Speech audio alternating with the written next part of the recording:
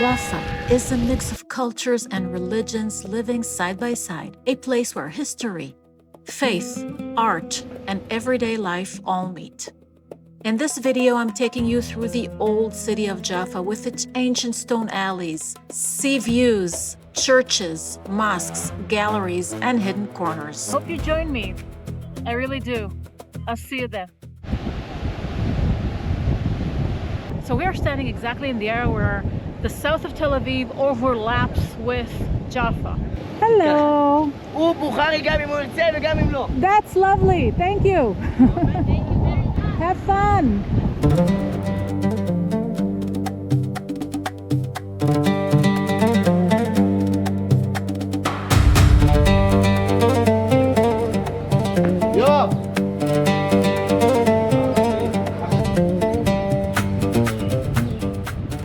These cast iron cannons were found during excavations at the Jaffa port. The cannons were important by the Ottoman government in the early 18th century to protect Jaffa from Bedouin raids by land and pirates by sea.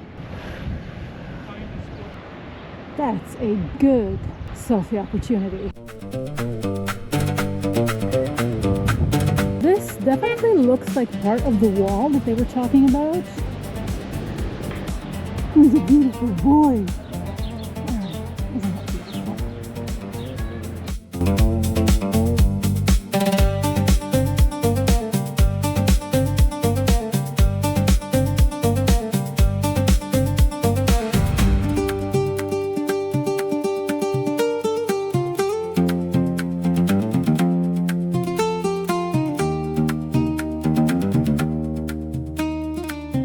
Have a bride and groom here. And the bridesmaids, and they're all taking pictures here in Jaffa, a Christian Arab wedding.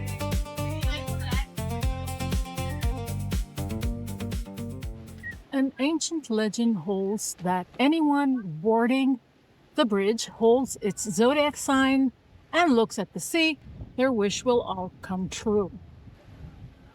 There's some kind of celebration going on here. This is the wishing bridge. Welcome. Legend says that if you enter this bridge, touch your sign, mine is Taurus, right? Touch it, look at the sea, and make a wish. All your wishes will come true. Goodbye, bridge.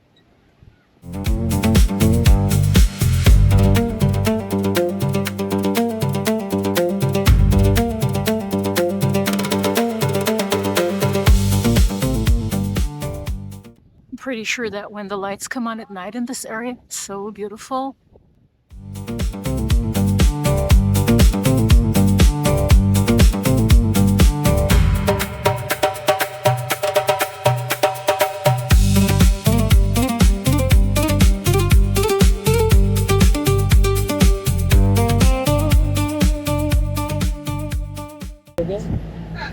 There's a lot of brides and grooms who come here to take pictures before their wedding.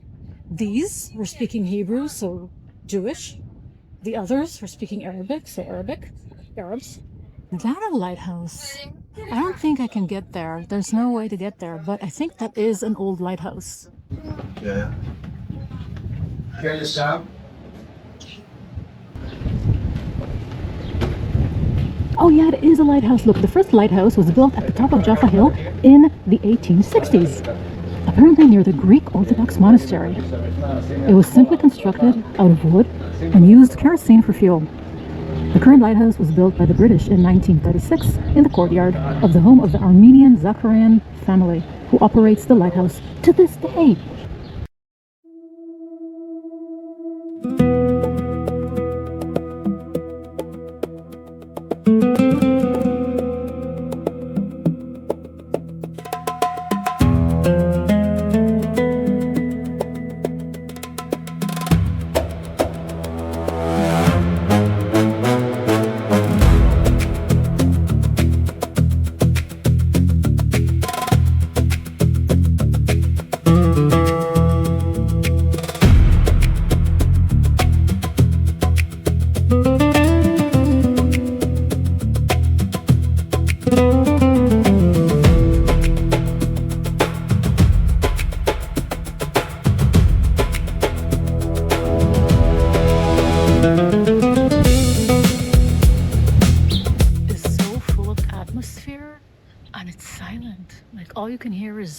the wind and the birds.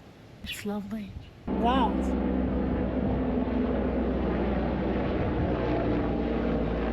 That was a heavy loaded military chopper.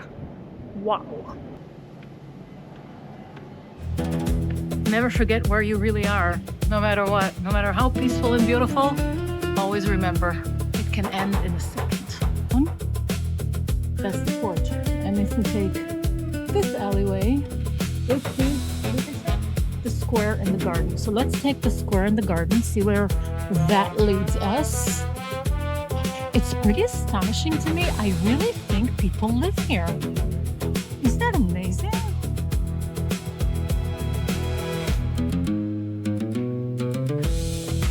Yes, this is a mezuzah.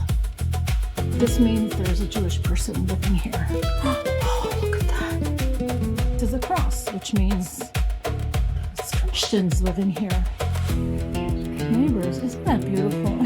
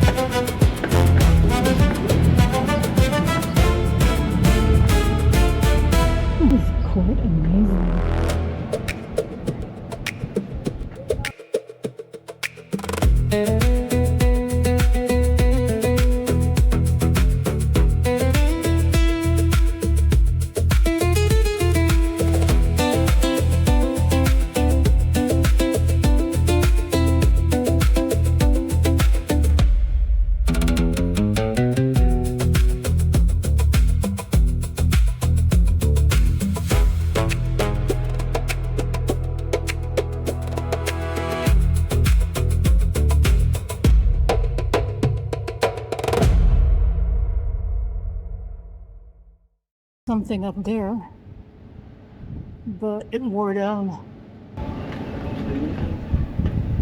Greek Orthodox monastery named after the angels Michael and Gabriel is a large complex that also contained a church and a pilgrim's inn.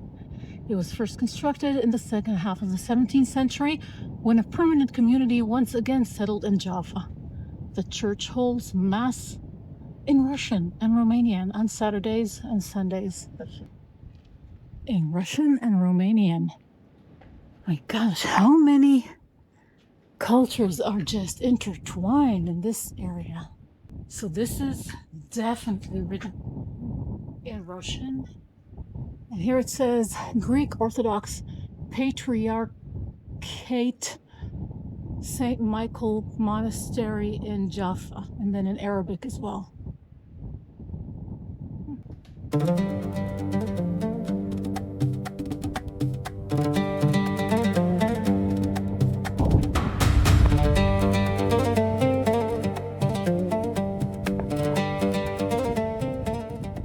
Some of these places you cannot get into, but they seem so interesting and probably have such interesting stories behind them. Do you see the face?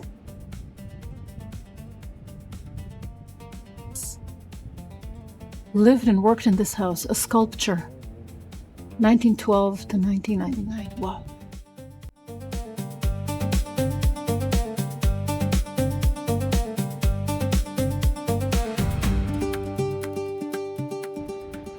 This is quite amazing to me. That is like living within history. I wonder how this feels like at night. And I wonder how all the neighbors get on, because as far as I know, they get on wonderfully. So again, yet everybody gets along. So how come the media around the world is so biased? I think these are the old mailboxes. Wow.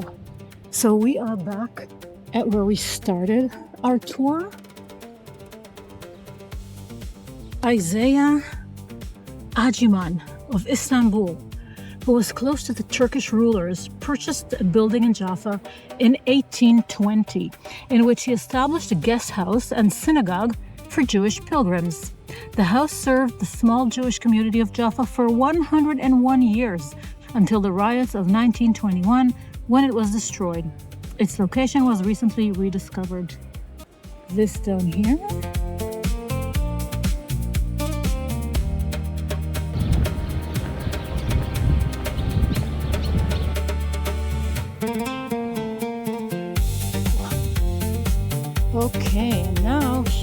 see a mosque. So this mosque is the Jaffa Mosque that I know, and it does call to prayer a few times a day. What I find really intriguing is the proximity of all religions in this part of Israel, of Tel Aviv. We have the Muslim mosque. Just up the hill, we have the Christian monastery, and there's also the Jewish quarter over there, and it's just amazing.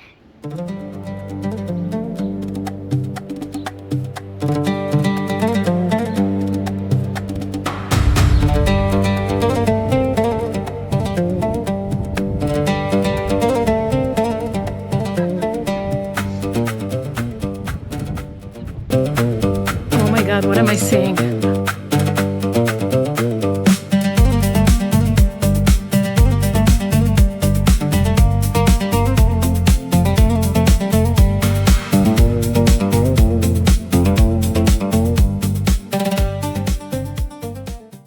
Oh, I had a wonderful conversation with this guy who feeds the chicken, the roosters, the mice, the cats, every living thing you can think of. What an amazing man. Try and find.